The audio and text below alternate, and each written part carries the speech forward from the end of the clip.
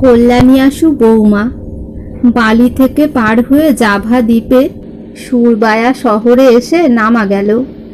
এই জায়গাটা হচ্ছে বিদেশি সওদাগরদের প্রধান আখড়া। জাভার সবচেয়ে বড় উৎপন্ন জিনিস চিনি। এই ছোট দ্বীপটি থেকে দেশ বিদেশে চালান যাচ্ছে। এমন এক কাল ছিল পৃথিবীতে চিনি বিতরণের ভার ছিল ভারতবর্ষের। আজ এই জাভার হাট থেকে চিনি কিনে বউবাজারের ভীমচন্দ্র নাগের সন্দেশ তৈরি হয়। ধরণী স্বভাবত কি দান করেন, আজকাল তারই উপরে ভরসা রাখতে গেলে ঠকতে হয়। মানুষ কি আদায় করে নিতে পারে, এইটাই হলো আসল কথা। গরু আপনা আপনি যে দুধটুকু দেয় তাতে যজ্ঞের আয়োজন চলে না। গৃহস্থের শিশুদের পেট ভরিয়ে বউবাজারের দোকানে গিয়ে পৌঁছবার পূর্বেই কেড়ে শূন্য হয়ে যায়। যারা ওস্তাদ গোয়ালা তারা জানে কীরকম খোরাকি ও প্রজনন বিধির দ্বারা গরুর দুধ বাড়ানো চলে। এই শ্যামল দ্বীপটি ওলন্দাজদের পক্ষে ধরণী কামধেনুর দুধ ভরা বাটের মতো। তারা জানে কোন প্রণালীতে এই বাট কোনোদিন এক ফোঁটা শুকিয়ে না যায়, নিয়ত দুধে ভরে থাকে। সম্পূর্ণ দুইয়ে নেবার কৌশলটাও তাদের আয়ত্ত। আমাদের কর্তৃপক্ষও তাদের গোয়ালবাড়ি ভারতবর্ষে বসিয়েছেন। চা আর পাট নিয়ে এতকাল তাদের হাট গুলজার হলো, কিন্তু এদিকে আমাদের চাষের ক্ষেত নির্জীব হয়ে এসেছে। সঙ্গে সঙ্গে জীব বেরিয়ে পড়ল চাষিদের।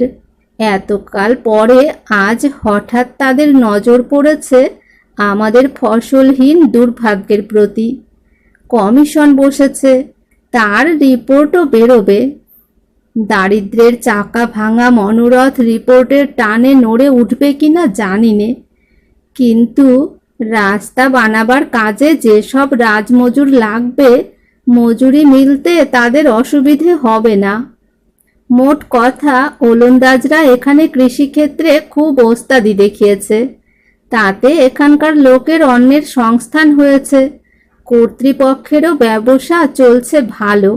এর মধ্যে তত্ত্বটা হচ্ছে এই যে দেশের প্রতি প্রেম জানাবার জন্যে দেশের জিনিস ব্যবহার করব, এটা ভালো কথা, কিন্তু দেশের প্রতি প্রেম জানাবার জন্যে দেশের জিনিস উৎপাদনের শক্তি বাড়াতে হবে, এটা হলো পাকা কথা। এইখানে বিদ্যার দরকার। সেই বিদ্যা বিদেশ থেকে এলেও তাকে গ্রহণ করলে আমাদের জাত যাবে না, পরন্তু জান রক্ষা হবে।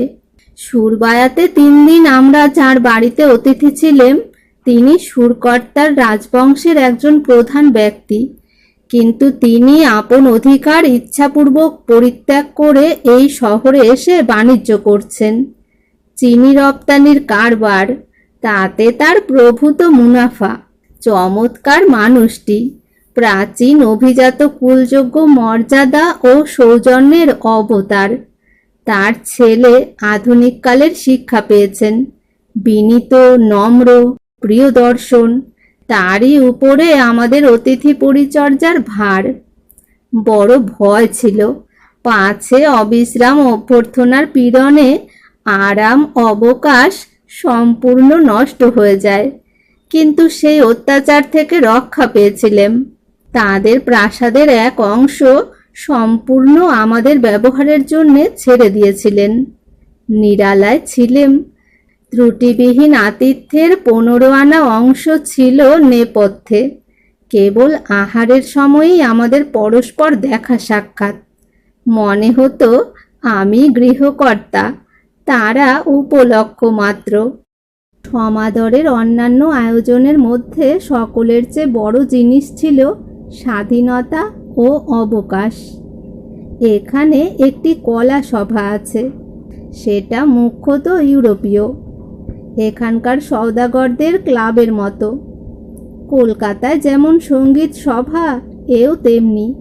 কলকাতার সভায় সঙ্গীতের অধিকার যতখানি, এখানে কলাবিদ্যার অধিকার তার চেয়ে বেশি নয়।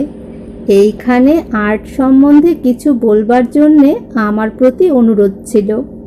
যথাসাধ্য বুঝিয়ে বলেছি। একদিন আমাদের গৃহকর্তার বাড়িতে অনেকগুলি এদেশীয় প্রধান ব্যক্তির সমাগম হয়েছিল। সেদিন সন্ধ্যাবেলায় তাদের প্রশ্নের উত্তর দেওয়া ছিল আমার কাজ। সুনীতিও একদিন তাদের সভায় বক্তৃতা করে এসেছেন। সকলের ভালো লেগেছে। এখানকার ভারতীয়রাও একদিন সন্ধ্যাবেলায় আমাকে অভ্যর্থনা উপলক্ষে এখানকার রাজপুরুষ ও অন্য অনেককে নিমন্ত্রণ করে চা খাইয়েছিলেন। সেদিন আমি কিছু দক্ষিণাও পেয়েছি। এইভাবে এখানে কেটে গেল। একেবারে এদের বাড়ির ভিতরেই আঙিনায় অনেকগুলি গাছ ও লতা বিতান। আম গাছ, সপেটা, আতা। যে জাতের আম তাকে এরা বলে মধু। এদের মতে বিশেষভাবে স্বাদু। এবার যথেষ্ট বৃষ্টি হয়নি বলে আমগুলো কাঁচা অবস্থাতেই ঝরে ঝরে পড়ে যাচ্ছে। এখানে ভোজনকালে যে আম খেতে পেয়েছি, দেশে থাকলে সে আম কেনার পয়সাকে অপব্যয় আর কেটে খাওয়ার পরিশ্রমটাকে বৃথা ক্লান্তিকর বলে স্থির করতুম। কিন্তু এখানে তার আদরের ত্রুটি হয়নি। এই আঙিনায় লতা মণ্ডপের ছায়ায় আমাদের গৃহকর্ত্রী প্রায় বেলা কাটান। চারদিকে শিশুরা গোলমাল করছে, খেলা করছে, সঙ্গে তাদের বুড়ি ধাত্রীরা। মেয়েরা যেখানে সেখানে বসে কাপড়ের উপর এদেশে প্রচলিত সুন্দর বাতির ছাপ দেওয়া কাজে নিযুক্ত। গৃহকর্মের নানা প্রবাহ এই ছায়াস্নিগ্ধ নিভৃত প্রাঙ্গণের চারদিকে আবর্তিত। মেয়েরা যেখানে সেখানে বসে কাপড়ের উপর এদেশে প্রচলিত সুন্দর বাতির ছাপ দেওয়া কাজে নিযুক্ত। গৃহকর্মের নানা প্রবাহ এই ছায়াস্নিগ্ধ নিভৃত প্রাঙ্গণের চারদিকে আবর্তিত। পরশু সুরবায়া থেকে দীর্ঘ রেলপথ ও রৌদ্র তাপক্লিষ্ট অপরাহ্নের 6টি ঘণ্টা কাটিয়ে 3টের সময় সুরকর্তায় পৌঁছেছি। জাভার সবচেয়ে বড় রাজপরিবারের এইখানেই অবস্থান। ওলন্দাজেরা এদের রাজপ্রতাপ কেড়ে নিয়েছে, কিন্তু প্রতিপত্তি কাটতে পারেনি। এই বংশেরই একটি পরিবারের বাড়িতে আছি। তাদের উপাধি মঙ্কুনগড়। এদেরই এক শাখা সুরবায়ায় আশ্রয় নিয়েছে। প্রাসাদের একটি নিভৃত অংশ আমরাই অধিকার করে আছি। এখানে স্থান প্রচুর, আরামের উপকরণ যথেষ্ট, আতিথ্যের উপদ্রব নেই। রাজবাড়ি বহু বিস্তীর্ণ, বহু বিভক্ত। আমরা যেখানে আছি তার প্রকাণ্ড একটি অলিন্দ, সাদা মার্বেল পাথরে বাঁধানো। সারি সারি কাঠের থামের উপরে ঢালু কাঠের ছাদ। এই রাজ পরিবারের বর্ণ লাঞ্ছন হচ্ছে সবুজ ও হলদে। তাই এই অলিন্দের থাম ও ছাদ সবুজে সোনালিতে চিত্রিত। অলিন্দের এক ধারে গামেলান সঙ্গীতের যন্ত্র সাজানো। বৈচিত্র্যেও কম নয়, সংখ্যাতেও অনেক। 7 সুরের ও 5 সুরের ধাতুফলকের যন্ত্র অনেক রকমের, অনেক আয়তনের, হাতুড়ি দিয়ে বাজাতে হয়। ঢোলের আকার ঠিক আমাদের দেশেরই মতো, বাজাবার বোল ও কায়দা অনেকটা সেই ধরনের। এছাড়া বাঁশি আর ধনু দিয়ে বাজাবার তাঁতের যন্ত্র। রাজা স্টেশনে গিয়ে আমাদের অভ্যর্থনা করে এনেছিলেন। সন্ধ্যাবেলায় একত্র আহারের সময় তার সঙ্গে ভালো করে আলাপ হলো। অল্প বয়স, বুদ্ধিতে উজ্জ্বল মুখশ্রী। ডাচ ভাষায় আধুনিক কালের শিক্ষা পেয়েছেন। ইংরেজি অল্প অল্প বলতে ও বুঝতে পারেন। খেতে বসবার আগে বারান্দার প্রান্তে বাজনা বেজে উঠল। সেই সঙ্গে এখানকার গানও শোনা গেল। সে গানে আমাদের মতো অস্থায়ী অন্তরার বিভাগ নেই। একই ধুয়ো বারবার আবৃত্তি করা হয়। বৈচিত্র্য যা কিছু তা যন্ত্র বাজনায়। পূর্বের চিঠিতেই বলেছি, এদের যন্ত্র বাজনাটা তাল দেবার উদ্দেশ্যে। আমাদের দেশে বায়া, তবলা প্রভৃতি তালের যন্ত্র যে সপ্তকে গান ধরা হয় তারই সা সুরে বাঁধা। এখানকার তালের যন্ত্রে গানের সব সুরগুলি আছে। মনে করো তুমি যেও না এখনই, এখনো আছে রজনী। ভৈরবীর এই এক ছত্র মাত্র কেউ যদি ফিরে ফিরে গাইতে থাকে আর নানাবিধ যন্ত্রে ভৈরবীর সুরেই যদি তালের বোল দেওয়া হয় আর সেই বোল যোগেই যদি ভৈরবী রাগিনীর ব্যাখ্যা চলে, তাহলে যেমন হয় এও সেই রকম। পরীক্ষা করে দেখলে দেখা যাবে শুনতে ভালোই লাগে। নানা আওয়াজের ধাতু বাদ্যে সুরের নৃত্যে আসর খুব জমে ওঠে। খেয়ে এসে আবার আমরা বারান্দায় বসলুম। নাচের তালে দুটি অল্প বয়সের মেয়ে এসে মেজের উপর পাশাপাশি বসল। বড় সুন্দর ছবি, সাজে সজ্জায় চমৎকার সুছন্দ, সোনায় খচিত মুকুট মাথায়, গলায় সোনার হাড়ে অর্ধচন্দ্রাকার হাসুলি, মণিবন্ধে সোনার সর্পকুণ্ডলী বালা, বাহুতে একরকম সোনার বাজুবন্ধ, তাকে এরা বলে কিলক বাহু। কাঁধ ও দুই বাহু অনাবৃত, বুক থেকে কোমর পর্যন্ত সোনায় সবুজে মেলানো 8 কাঁচুলি, কোমরবন্ধ থেকে 2 ধারার বস্ত্রাঞ্চল কোচার মতো সামনে দুলছে। কোমর থেকে পা পর্যন্ত শাড়িরই মতো বস্ত্র বেষ্টনী, সুন্দর বর্তিক শিল্পে বিচিত্র। দেখবা মাত্রই মনে হয় অজন্তার ছবিটি। এমনতর বাহুল্য বর্জিত সুপরিচ্ছন্নতার সামঞ্জস্য আমি কখনো দেখিনি। আমাদের নর্তকী বাইজিদের 8 পায়জামার উপর অত্যন্ত জবরজং কাপড়ের অসৌষ্ঠবতা চিরদিন আমাকে ভারী কুশ্রী লেগেছে। তাদের প্রচুর গয়না, ঘাগরা, ওড়না ও অত্যন্ত ভারী দেহ মিলিয়ে প্রথমেই মনে হয় সাজানো একটা মস্ত বোঝা। তারপরে মাঝে মাঝে বাটা থেকে পান খাওয়া, অনুবর্তীদের সঙ্গে কথা কওয়া, ভুরু ও চোখের নানা প্রকার ভঙ্গিমা ধিক্কারজনক বলে বোধ হয়। নীতির দিক থেকে নয়, রীতির দিক থেকে। জাপানে ও জাভাতে যে নাচ দেখলুম তার সৌন্দর্য যেমন, তার শালীনতাও তেমনি নিখুঁত। আমরা দেখলুম এই দুটি বালিকার তনু দেহকে সম্পূর্ণ অধিকার করে অশরীরী নাচেরই আবির্ভাব। বাক্যকে অধিকার করেছে কাব্য, বচনকে পেয়ে বসেছে বচনাতীত। শুনেছি অনেক ইউরোপীয় দর্শক এই নাচের অতি মৃদুতা ও সৌকুমার্য ভালোই বাসে না। তারা উগ্র মাদকতায় অভ্যস্ত বলে এই নাচকে একঘেয়ে মনে করে। আমি তো এ নাচে বৈচিত্র্যের একটু অভাব দেখলুম না। সেটা অতি প্রকট নয় বলেই যদি চোখে না পড়ে তবে চোখেরই অভ্যাস দোষ। কেবলই আমার এই মনে হচ্ছিল যে এ হচ্ছে কলা সৌন্দর্যের একটি পরিপূর্ণ সৃষ্টি। উপাদান রূপে মানুষটি তার মধ্যে একেবারে হারিয়ে গেছে। নাচ হয়ে গেলে এরা যখন বাজিয়েদের মধ্যে এসে বসলো তখন তারা নিতান্তই সাধারণ মানুষ। তখন দেখতে পাওয়া যায় তারা গায়ে রং করেছে, কপালে চিত্র করেছে, শরীরের অতি স্ফূর্তিকে নিরস্ত করে দিয়ে একটি নিবিড় সৌষ্ঠব প্রকাশের জন্যে অত্যন্ত আঁট করে কাপড় পরেছে। সাধারণ মানুষের পক্ষে এ সমস্তই অসঙ্গত, এতে চোখকে পীড়া দেয়।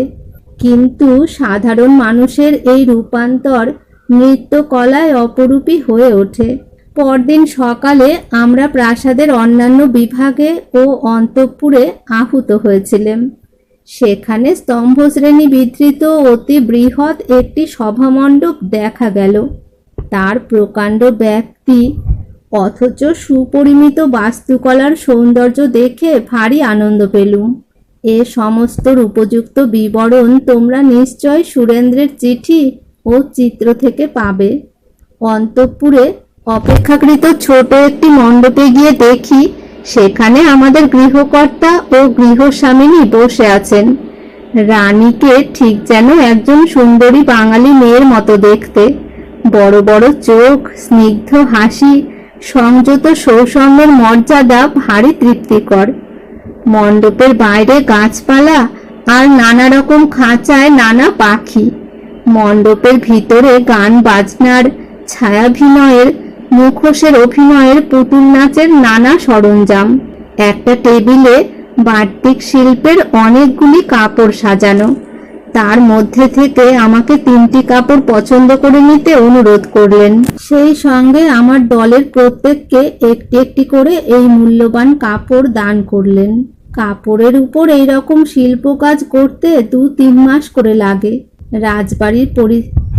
রাজবাড়ির পরিচারিকারাই এই কাজে সুনিপুণ।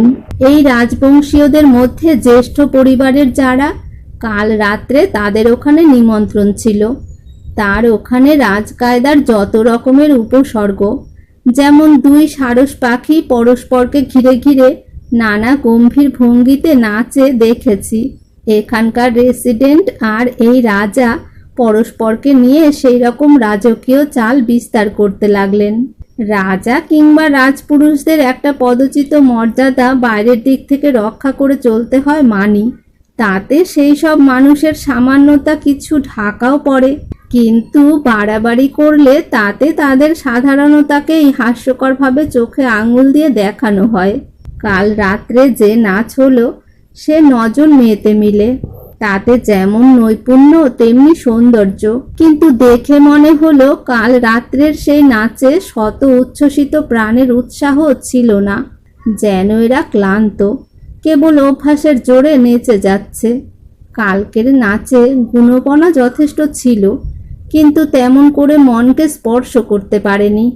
রাজার একটি ছেলে পাশে বসে আমার সঙ্গে আলাপ করছিলেন।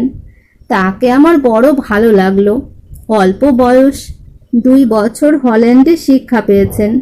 ওলন্দাজ গভর্নমেন্টের সৈনিক বিভাগে প্রধান পদে নিযুক্ত। তার চেহারায় ও ব্যবহারে স্বাভাবিক আকর্ষণী শক্তি আছে।